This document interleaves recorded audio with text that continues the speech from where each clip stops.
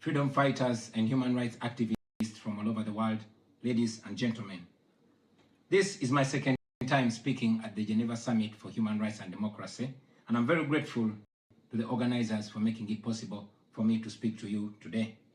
In 2022, I spoke about a country that Alright, oyo nabadde His Excellency Robert Kyagulanyi, the President of Uganda omulonde 2026 yadde ebintu ebimu byasobola okubeera nga bituukawo ne balangirira omulala. Nkugambye olunaku olwaleero awadde speech ekaabizza abazungu bonna ababadde bazze ku conference ya Geneva Summit esangibwa wali e Switzerland. Ogenda kumbuuza nze mbirabye batya? Ffe eno tuba tubifuna mu bujjuvu era video ngikuletedde yonna mpanvu, ogenda kubeera nga ogirabirako, making sure nti no gisharingirako munno omunankyukakyuka yonna gyali asobola okubeera nga akola ki agifuna mu budde. Naye nga tetunagendayo video eno soko gimpereka like obumaze subscribinga wegatte ku mukutu gwaffe guno. Soko oleze speech ye yonna ongambye byaddala president gweyagala afuge Uganda bw'atyo balina okwogera. Soko labe. I ran for president against him in 2021, how it was the most violent political campaign yet, and how he massacred hundreds of our people on the 18th and 19th of November 2020. How he shut down the internet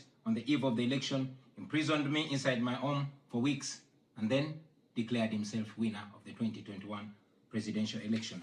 Now, it is 2026, and here I am again, speaking to you at the Geneva Summit. Nothing has changed for the better, only going from bad to worse. Despite what happened in 2021, we were driven by hope to give it another try.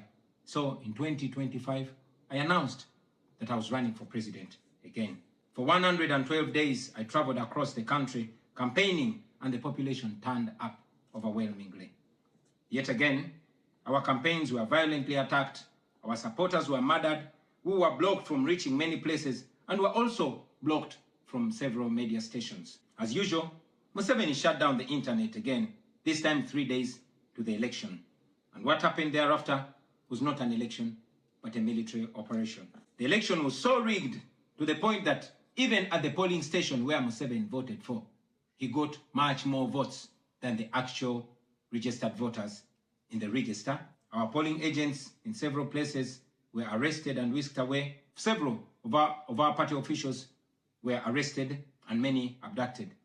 2 female deputy presidents of our political party were abducted and held incommunicado in a military barracks for 3 weeks before being thrown into a prison where they are languishing right at this moment. The military was deployed on our streets, shooting on spot whoever dared to challenge the criminality.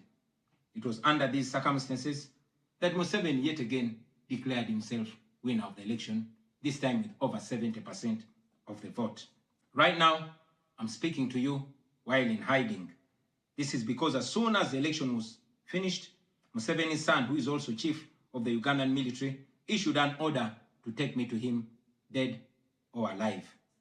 The military acted on his order and raided my home. They tortured my family members, humiliated and undressed my wife, accusing her of hiding me. Meanwhile, they were recording and taking pictures of her, which the military chief later on shared on Twitter and bragged about capturing my wife. They also took over my home and surrounded it, and they are occupying my home as we speak right now. My wife and children had to flee the country for fear of their lives. I am in hiding, but I don't want to be in hiding. It was necessary though, so I can stay alive and be able to speak to you right now. I've said it before and I say it again, that I'll resurface at the right time in my country. I feel like the international community has abandoned us. They've ignored us and they've left us to the fate of dictators. When I ran for president in 2021, Museveni and his thugs denied their crimes.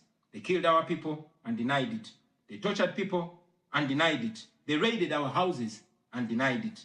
General Museveni has been a smart dictator because he puts on a suit, goes to the West and to the UN, speaks very nicely about democracy and human rights, but realistically, he does not mean any of those.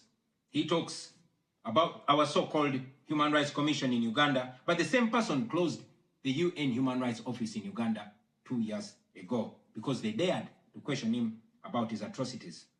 Now that is how he has been able to maintain a facade of democracy for 40 years and counting. But now Museveni is 83 years old, and his 51-year-old son, Muhoozi Kainerugaba, commands our military, the Uganda People's Defense Forces, more like Uganda's defense against its own people. And he's effectively in charge. Unlike his father, Muhoozi does not play the role of a good dictator. He openly and shamelessly says despicable things on social media. On Twitter, he openly confesses and brags about committing atrocities against the people of Uganda.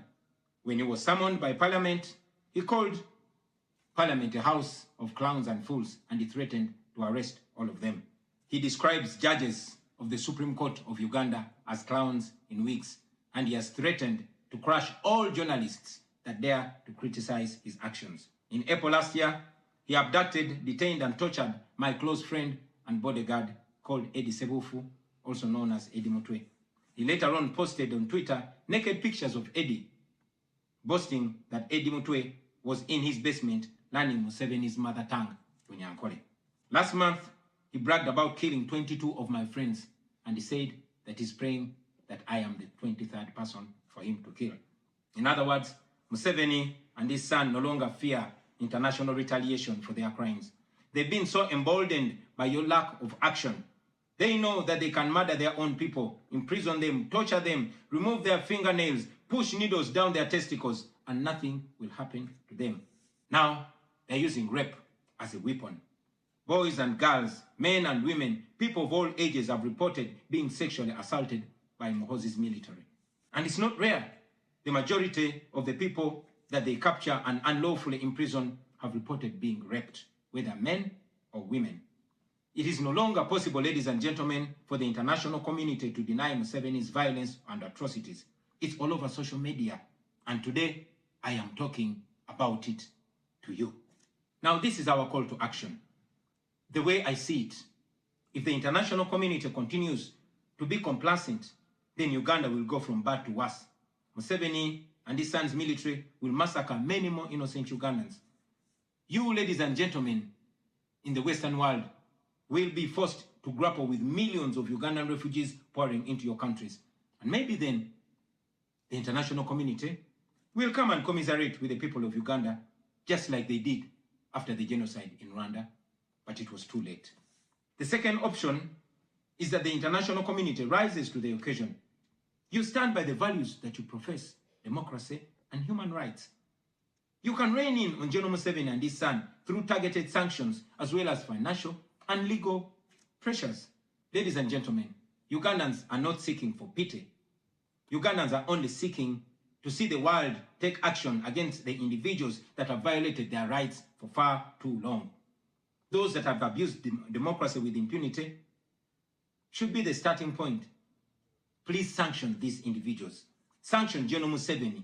Sanction General Muhoozi. Sanction all the police and military officers that are responsible for gross human rights violations. Sanction those commanders. Sanction the judicial officers that have aided criminality through deliberately misinterpreting the law or skewing it.